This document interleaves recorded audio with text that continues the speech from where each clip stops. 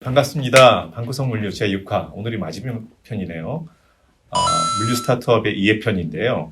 오늘은 디디캐스트 정재호 이사님을 모시고 물류와 관련되어 있는 혹은 저희 일상생활에서 재미있는 스타트업 아이디어를 가지고 도전하려고 하는 예비 창업자들에게 도움이 될 만한 그런 이야기들을 듣고 정보를 알아보는 그런 시간을 갖도록 하겠습니다. 오늘 정재호 이사님 함께 해주셨는데요. 인사 좀 해주시죠. 안녕하세요. 정재호라고 하고요. 현재 교육적 스타트업인데 산타 디디캐스트에서 일하고 있습니다. 네. 주로 산타 디디캐스트는 어떤 일을 하는 회사인가요? 시작은 항상 거창했죠.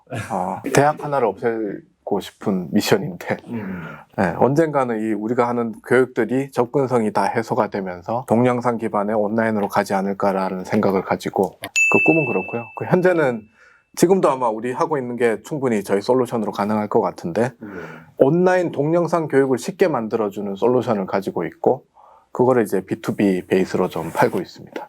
요즘같이 비대면 수업이 활성화되어 있고 온라인 관련되어 있는 세미나나 컨퍼런스들이 활성화되고 있는데 이런 사회적 분위기는 디디캐스트에게 좀 화학적 호재 요소가 있나요? 코로나 때문에 조금 도움을 받은 건 있고요. 근데 반면에 항상 기회와 위협이 공존을 하는 게 경쟁사가 엄청 많이 생겼어요. 그래서 지금도 치열하게 경쟁하면서 조금 더 좋은 온라인 교육 솔루션을 만들기 위해서 노력하고 있습니다. 이 온라인 통한 이 동영상 교육과 또 오프라인에서 이루어지는 교육은 조금 차이가 좀 있을 수 있는데 어떤 주제별이라든가 정보의 확장성이라든가 대중성 측면에서는 어떤 차이가 좀 있을까요? 그게 아주 정확하고 좋은 질문이시고요. 저희도 IT를 하는 친구들이 모여서 사업을 만들다 보니까 사실은 깊이 있는 교육 설계나 교육 철학적은 좀 간과한 부분이 있었던 것 같아요. 저희는 이제 온라인 교육 솔루션을 적정하게 배포를 하면 교육들이 쉽게 온라인으로 좀 바뀌지 않을까였는데 정말 케이스 바이 케이스고 상황에 따라 좀 다른 것 같고요. 그래서 제가 생각하는 가장 이상적인 결론부터 말씀드리면 교육이 잘 되고 사람 하나가 교육 때문에 성장을 하려면 오프라인과 온라인이 적정하게 믹스가 돼야 이상적인 교육 프로세스가 나오지 않을까라는 생각을 가지고 있어요. 일부 학교에서도 또 학생들 가르치는 역할을 하지만 기본적인 지식은 저희 솔루션 써서 온라인으로 빨리 찍어서 배포를 하고 그 다음에 같이 모여서 또 토론하고 하는 거는 줌이나 실시간 툴로 써서 하고 그런데 마지막에 모여서 뭔가 발표를 하고 서로 축하하고 하는 거는 결국은 만나서 하는 게 맞지 않을까 그런 생각을 가지고 있습니다. 이사님 궁금한 게 하나 있는데 올 초에 저희 중고등학교 학생뿐만 아니라 대학생들까지 학교에 가서 수업을 못 받고 있잖아요. 한편으로는 이 부분들이 이제 거스를 수 없는 학교 문화가 될 수도 있을 것 같다는 생각이 드는데 최근에 이제 언론 보도를 보면 이 수도권과 지역권에 있는 학교와 관련된 콘텐츠 교육에 대한 수준 문제들이 문제가 되고 있어서 학생들 더 이상 온라인 수업에 모전시킬 수 없다라는 지적도 좀 있는데 향후에 좀 극복할 수 있는 부분인지 이 온라인 동영상 교재가 앞으로 어떤 문제들을 해결할 수 있는지에 대해 좀 궁금합니다. 저희 회사가 사실은 지방에 본사가 있어요. 부산에서 창업을 한 회사고 지금은 일부 수도권에도 오피스가 있습니다만 저는 이제 근본적으로 온라인 교육의 접근성 해소를 할 수 있다라고 생각을 해요. 근데 지금 이제 단기적으로 문제가 생기는 거는 도대체 왜 온라인 교육이 되면 오히려 소외된 지역에서는 더 힘들어할까인데 첫 번째는 이제 IT 기술적인 인프라 문제일 수 있을 것 같고요. 근데 반면에 이거는 대한민국이 또 IT 강국이잖아요. 바로바로 해결이 된다라고 보는 거고 결국 남는 숙제는 좋은 콘텐츠가 어디에 있느냐 싸움인 것 같아요. 그러면 이제 지방 서울을 따질 때 지방이 상대적으로 소외가 될 수도 있다라고 불안해하시는 분들은 그렇게 되면 오프라인 수업을 할 때는 지역에 있는 여러 가지 기관들 통해서 직접 대면해서 봤는데 온라인 수업으로 바뀌면 좋은 강의가 서울에 있는 거 저거 내가 그냥 들으면 되는 거 아니야? 심지어 하버드 MIT 강의도 무료로 막 풀리고 있으니까 아마 그런 이슈가 오히려 더 불거지지 않을까라는 생각을 가지고 있습니다. 이사님은 대기업에서부터 시작하셨는데 교육 스타트업 쪽으로 오시게 된 과정이 한편 개인적으로 궁금하기도 하고 학생분들이 아니 교육 잘 다니시다가 스타트업 하시지? 의문점도 좀 가질 것 같은데 이사님은 어떻게 이 과정까지 오시게 됐는지. 그걸 아직까지 저희 부모님을 제가 설득을 못하고 있는 포인트와 정확하게 맞닿아 있고요. 원래는 SK텔레콤 통신사에서 15년 정도 일을 했었어요. 저는 그 경험이 되게 값진 경험이라고 생각이 되고 거기서 많이 배웠죠. 근데 어느 순간에 이제 40대가 딱 넘으면서 어떤 고민이 생겼는가 하면 과연 회사 일을 해서 지금까지 잘 성장을 했는데 내가 스스로 할 수 있는 게 뭘까라는 근본적인 고민을 하게 됐어요. 네. 왜냐하면 회사가 저를 100세를 산대는데 저는 이제 담배를 못 끊었으니까 80세까지, 90세까지 살려나? 어쨌든 그까지 살아야 되는데 과연 언제까지 회사가 나를 보호를 해줄 거며 언제까지 월급을 받아야 되라는 근본적인 고민이 있었어요. 그러니까 그렇게 하다 보니까 이제 외부에 스타트업 하시는 분들, 창업자들, 세상을 바꾸는 분들에 대한 존경심이 생겼고 그래서 하나하나 지금 더 창업에 가까워지는 길이라고 보시면 될 것 같아요. 처음에는 투자 쪽으로 가서 이 판이 어떻게 돌아가는 거지 스스로 이제 학습을 했고 투자도 해봤고 그러다가 이제 스타트업에 조인을 했고 그 다음은 뭐 제 아내랑 창업을 하지 않을까 그렇게 생각을 하고 있습니다. 와이프도 지금 똑같이 하고 있어요. 와이프도 지금 스타트업에서 일을 하고 있고요. 양쪽 집안이 좀 다 고민이 많으시겠네요. 고민보다는 약간 이렇게 똘끼가 좀 있는 집안 있죠.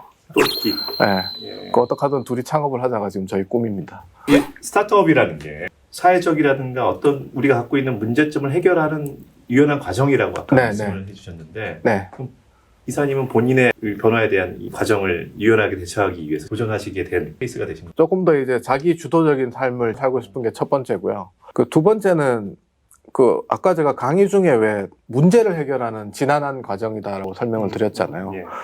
저를 괴롭히는 문제가 딱 두 가지가 나왔거든요. 저는 대한민국에서 교육이랑 헬스케어 문제가 해결되면 제 삶이 편해질 것 같고 모두가 행복해질 것 같아요. 선진국이 될 것 같아, 진짜. 교육 문제는 아시다시피 저희 아이들 언제까지 학원 돌려야 돼요? 언제까지 대학 안 가면 뭔가 루저인 것처럼 살아야 되냐라는 거죠. 이제 뭔가 좀 이 시대의 교육을 조금 혁신적으로 바꿀 수 없을까? 그게 이제 첫 번째 교육 스타트업에 투자를 하고 조인한 계기였고요. 두 번째는 지금 진행하시는 김천민 대표님도 마찬가지시겠지만 저희가 중년이잖아요. 하나 둘씩 아파. 많이 아픕니다. 오늘 아침에 너무 아팠어요. 저도 지금 골골하고 있고요. 고령화 사회 가는데 이제 답이 안 보이는 거예요. 그렇다 보니까 이제 헬스케어를 디지털한 방법으로 해결할 수 있지 않을까. 두 가지에 지금 엄청난 관심을 가지고 있고 희망컨대 아마 창업을 하게 되면 그쪽 영역으로 제가 직접 뭔가 하면 좋겠다라는 생각을 가지고 있어요. 그런 팀을 도와주고 있는 과정이라고 보시면 돼요. 오늘은 사실은 군산대학교 국제문유학과 학생들하고 함께 하는 자리거든요. 학교에서 취업이 가장 큰 목표이고 희망이겠지만 창업을 고민하는 학생분들도 꽤 있을 것 같아요. 창업에 대한 고민들 어떤 것들이 좀 있을까요? 저도 이제 현재 겸임 교수로서 학내 스타트업을 코칭하는 역할을 하고 있는데요. 이게 여러 가지 의견들이 있죠. 학생 창업을 과연 우리가 어른들이 뽐뿌질해서 무조건 창업하라고 하는 게 맞을까 아닐까.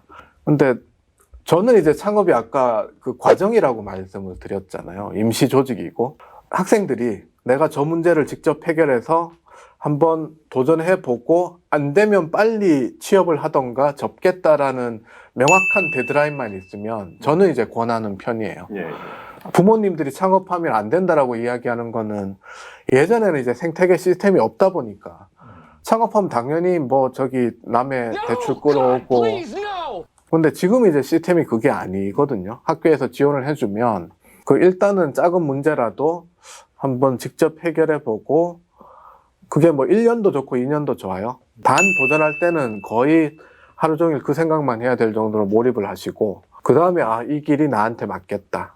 나는 이걸로 한번 사업화를 해본다 그러면 그때 이제 법인 설립해서 진짜 기업으로 가는 거고요. 아니면 그 경험 가지고 취업을 하던가 다른 일을 해도 저는 충분히 되리라고 봐요. 그러면 직장 생활 하면서도 창업을 준비하시는 분들이 많더라고요. 저는 권합니다. 좀 궁금한 게 직장 생활을 하면서 학생들도 학업을 같이 병행하면서 창업 과정을 할 수 있는 것인지 아니면 학업 과정에 있다면 조금 기간을 좀 두고 창업을 하는 시간에 집중하는 시간을 따로 가져야 되는 것인지 좀 그런 고민이 되시는 분들도 있을 것 같아요. 일단 직장이라면 최근에 이제 대기업들이 사내 벤처라고 해서 여러 가지 제도들을 만들고 있거든요. 내부에서는 이제 혁신에 대한 강한 욕구가 있어요. 예를 들면 우리 교육학과 이야기했지만 저 지금 매일 줌을 쓰고 있거든요. 저희가 이렇게 될 줄 누가 알았겠어요. 그 혁신은 이제 내부에서는 일어나기 힘들 거예요. 그렇다 보니까 회사에서도 지금 분위기는 조금 더 외부의 다양한 시선을 받아들이고 직원들이 새로운 도전을 하기에 좀 장려하는 문화가 있는 것 같고요. 저는 이제 처음부터 직장 때려치고 학교 때려치고 무조건 올인하라고는 이야기를 안 드려요.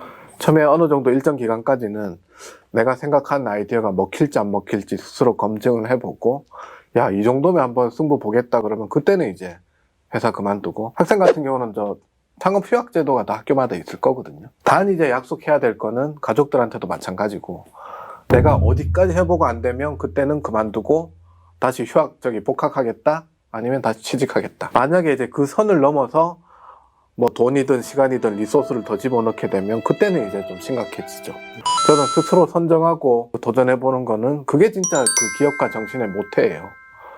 무조건 막 올인하고 배팅하는 게 기업가 정신이 아니고. 학교에서 직접 네. 학생분들을 지도하시다 보면 정말 이 친구는 사업을 하고 싶어서 아이디어를 갖고 접근하고 있구나. 또 어떤 친구들은 뭐 그게 나쁘다라고 볼 수는 없지만 네. 자기가 어떤 다른 일을 할 때 그냥 스펙을 쌓기 네. 위해서 접근하는 분들도 있다라고 저는 생각하는데 네. 좀 보이시나요, 쉽게? 그 현실이죠. 10팀을 만나면 결국 한 5팀 정도는 이게 내 길이야 라고 가열차게 가는 팀이 나오고요. 한 5팀 내지는 5명 정도는 그냥 경험. 그 경험이 결국 뭐 스펙이 될 수도 있고 안 될 수도 있고요. 그거는 저는 뭐 자연스럽게 좀 받아들이는 입장이에요. 솔직히 대표님이나 저나 대학 생활로 다시 돌아가보자고요. 그때 경험이나 역량 가지고 창업을 한다는 건 사실은 엄청난 일이거든요. 저는 매일 술 마시고 들었습니다. 네, 그러니까요. 네. 그러면 이제 나머지 5팀을 저는 이상한 시선으로 보진 않아요. 그 대신 아까도 제가 말씀드렸지만 스스로 시한을 정하라고 하죠. 그때까지 제가 어떻게 하든 도와드릴 테니까 해봅시다. 근데 그 해보자라는 거의 핵심은 뭔가 하면 고객을 만나야죠. 내 스스로 그냥 어디서 정부 지원 예산 주니까 아무도 쓰지 않는 앱 만들고 이런 게 아니고 계속 빌드해서 고객 만나고 하다 보면 정말 힘들거든요. 그 과정을 거친 팀들은 이제 답을 찾아요. 제가 생각했던 아이디어가 100명의 고객이 열광해요. 그럼 어떻게 하면 될까요? 그럼 이제 지원을 해주고 창업을 하는 거고. 그런데 100명을 만나고 200명을 만났는데 아쉽게도 내 아이디어가 검증이 안 됐어요. 그럼 이제 스스로 느끼죠. 그러면 이제 저의 역할은 자, 그럼 어떻게 하면 좋을까요? 대표님이 생각하시는 아이디어를 이미 잘하고 있는 스타트업도 있는데 거기 가보실래요? 아니면 조금 더 공부를 하고 취업을 해서 경험을 쌓으실래요? 그런 걸 또 이렇게 가리마를 타주는 것도 저의 역할이라고 저는 생각을 하고 있어요. 학생분들이 네. 창업하기에 좋은 생태계라고 말씀드렸다면 네. 구체적으로 어떤 프로그램들이 있는지 좀 말씀해 주실 수 있나요? 부산에도 아마 청년 기업들이 입주할 수 있는 센터도 있는 걸로 제가 알고 있고요. 학교 내부에도 아마 창업 지원단이다. 처음 시작하기가 두려우면 창업 동아리들도 찾아보면 분명히 있으실 거예요. 저희 학교 같은 경우도 몇몇 창업 동아리에서 훌륭한 팀들이 계속 나오고 있거든요. 그 다음에 이게 조금 더 구체화돼서 넘어오면 지역별로 또 중앙정부에서는 여러 가지 프로그램들이 있고, 그 중에 제일 큰 거는 예비 창업 패키지. 제가 정확한 금액은 잘 모르겠지만 그래도 서비스 프로토타입 만들 수 있는 몇 천만 원 규모는 지원을 해주는 걸로 알고 있어요. 그 기회 통해서 또 고객 검증해보고, 그게 잘 되면 또 더 위에 프로그램들 가고, 그러다가 이제 벤처 캐피탈 투자받고 쭉 가는 거죠. 학생분들이 사실 자기 돈을 가지고 창업하기는 엄청난 도전일 수도 있고 걱정일 수도 있는 것 같은데, 이사님이 보시기에 학생들은 적정 투자 수준은 저는 이제 시간으로 보면 주로 1년 이야기를 많이 하는 편이고요. 흔히 말하는 자본금 개념으로 보면 예전에 이제 제조업할 때는 1억 정도는 넣어야 이게 굴러가는 것처럼 봤었는데 지금 이제 그건 아니니까 학생분들한테 제가 이야기하는 거는 3개월 정도 3명이 바짝 알바해서 끌어당길 수 있는 돈이면 그거 가지고 한번 해보는 게 어떻겠냐가 저의 권유예요. 본인들도 어느 정도 본인의 시간도 갈아 넣었지만 그 정도 돈은 넣어야 하다못해 고객 만나고 커피라도 마실 수 있을 거니까. 근데 그거 말고 아까 이제 대출 보증 이런 이야기 하셨는데 그거는 저는 진짜 열사반대로 뜯어말립니다. 저도 원래는 창업을 할 때 너무 지원 프로그램, 정부 지원 프로그램 많이 받고 그거 속된 말로 체리피킹 하는 팀들도 있거든요. 어디 가서 얼마 받고 어디 가서 얼마 받고 그거는 이제 잘못된 거긴 해요. 그런데 내가 이제 이 길로 가는데 도움이 되는 지원이 있으면 그거 취하는 건 저는 맞다라고 보고 있고, 안 그러면 해볼 수가 없으니까. 시작 단계는 일단은 몇 명이 모여서 좀 괴롭겠지만 알바해서 돈을 모아서 그걸로 노트북도 사고 한번 시작을 해보시면 어떨까.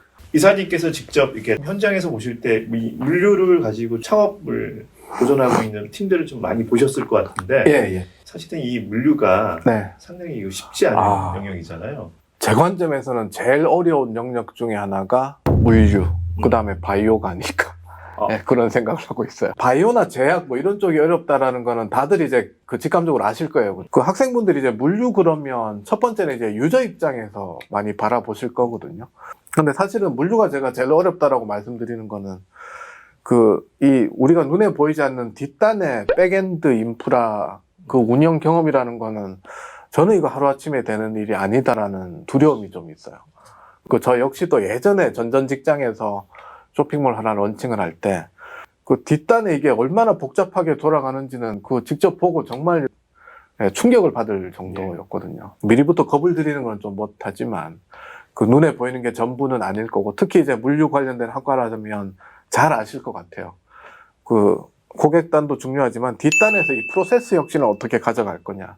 그런 관점에서 혁신을 좀 바라보면 어떨까. 아름답게 포장이 된 것 같지만 뒤쪽은 항상 많은 공력이 이제 사람도 써야 되고 또 시설도 들어가야 되는 영역이니까. 우리가 칭송하는 아마존, 쿠팡, 마켓컬리 그 간혹가다 이렇게 신문을 보다 보면 물론 뭐 기자님들이 조금 자극적으로 쓴 것도 저는 없지 않다고 보지만 항상 아마존, 쿠팡, 물류창고 뒷단에서 고생한다. 그게 사실은 뭐 현실이니까요.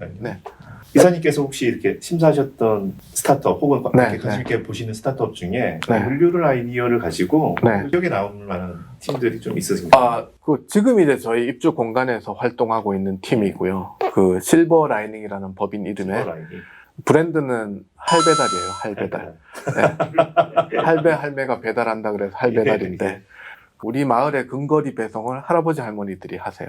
그러니까 사실은 저도 처음에는 이렇게 이런 표현 좀 그렇지만 영감님들이 하실 수 있을까 했는데 그 의외로 그게 그 지역에 계시는 노인분들한테, 노인이라고 해도 60대면 뭐 저보다 더 팔팔하시니까 그런 분들한테 아주 재밌는 일자리 경험도 제공하고, 저는 이제 그 질문을 했어요.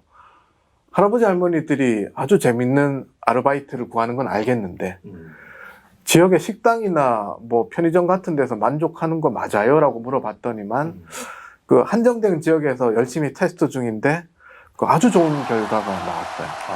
지역 단위에서는? 네. 코로나에서 저희도 주문해보면 어떨 때는 30분, 1시간 걸리는데 근데 여기는 그 동네에 있는 할아버지가 바로 뛰어오셔서 절대 교통수단을 이용하지 않습니다. 그리고 또 하나 이제 고객 관점에서도 보면 그 할아버지 할머니들이 딱 이렇게 친절하게 전해주는 느낌이 그 생각보다는 좋은 것 같아요. 사회적 연륜에서 묻어나오는 그렇죠. 친근감. 이거는 이제 절대 폄하하는 거 아니고요. 어떨 때는 또 배달하시는 분들이 바쁘시잖아요. 여러 군데 뭐 멀티로 막 돌아다녀야 되는데 이분들은 딱 깔끔하게 하나 들고 거기에다 딱 주고 가시거든요. 거기에서 나오는 여유나 반응도 되게 좋은 결과가 나왔어요. 한 가지 걱정은 이제 그 동네에서는 성공을 한 게 맞는데 이거를 확장을 하려면 도대체 어떻게 해야 될까? 이거 그때부터는 이제 백엔드 인프라 싸움인 거니까 그런 이제 고민은 근본적으로 좀 가지고 있고요. 마지막 질문인데요. 창업을 준비하는 과정에서 정말 이것만큼은 꼭 지키고 가자. 아까 강의 중에서도 제가 무한반복, 시행착오 이런 이야기를 원을 계속 설명을 드렸잖아요. 결국에 이제 그 포인트인데요. 특정 영역은 뭐 예를 들면 학벌 좋고 공부 많이 하고 그런 영역이 있긴 해요. 근데 다른 영역이라면 이게 단순히 머리 좋고 스마트한 거하고 약간은 차원이 다른 것 같아요. 내가 짧은 기간에 정말 계속 뛰어다니면서 고객을 반복적으로 만나면서 내가 생각했던 가설을 검증할 수 있으면 저는 한번 해볼 만할 것 같고요. 그 대신 데드라인을 정해야 되겠죠. 내가 어디까지 한번 파보고 안 되면 그때는 깔끔하게 포기하겠다. 그런 거면 충분히 이제 도와줄 수 있는 시스템도 돼 있고 한번 도전해 보시고 그런 측면을 하면 저는 창업 충분히 뭐 권할 만하다라고 보고 있습니다. 시작할 수 있는 용기도 있으면 끝낼 수 있는 용기도 있어야 된다. 끝낼 수 있는 용기가 더 큰 용기죠. 대부분이 이제 시작을 하면 이거 무조건 될 거야. 그걸 이제 좀 전문 용어로 확증 편향이라 그러거든요. 야, 이거 무조건 된다고 할 때 그때 이제 벌어지는 일이 뭐 남의 돈 끌어오고 시간 무한정 갖고 그 다음에 뭐 남들은 이제 안 된다 그러는데 혼자 막 앞만 보고 달리고 주변을 봤더니만 주변 사람들은 다 번아웃 돼서 나가 떨어지고 이제 그런 일들이 생기는 거거든요. 그래서 반드시 내 생각이 맞는지 안 맞는지는 고객 통해서 검증하시고 팀워크 하시면서 검증하시고 그러고 이제 같이 한번 해볼 수 있는 거는 저는 뭐 충분히 할 수 있다고 보고 있습니다. 혹시 이 방송을 보고 있는 군산대 학생들 중에 사업 아이디어가 있는데 이걸 꼭 검증하고 싶은데 네네. 만나볼 분들이 좀 없다. 네. 그러면 이사님께 연락을 좀 드려도 될까요? 예. 뭐 대표님 통해서나 뭐 이메일로 주시면. 예, 물류 쪽이시면 같이 보면 될 것 같고요. 예. 그 일반적인 아이디어면 뭐 저한테 제가 그 강의사도 뒤에 이메일 남겨놨거든요. 그러셨군요. 예, 그거 보고 연락 주시면 예, 제가 친절히 답을 드릴 수 있습니다. 오늘 말씀 너무 감사합니다. 네, 감사합니다. 방구석 물류 제6화 오늘 마지막 회였습니다. 저희가 이제 물류와 관련돼 있는 다양한 분야에 계신 분, 전문가분들을 모시고 현장에 있는 이야기들을 들어봤는데요. 오늘은 창업을 고민하는 학생분들을 위해 디드캐스트 정지호 이사님과 함께 이 자리를 가졌습니다. 그동안 방구석 물류 함께해 주신 부산대학교 학생 여러분과 또 일반 시청자 여러분들께 감사의 말씀을 드립니다. 우리 또 다음에 만나요.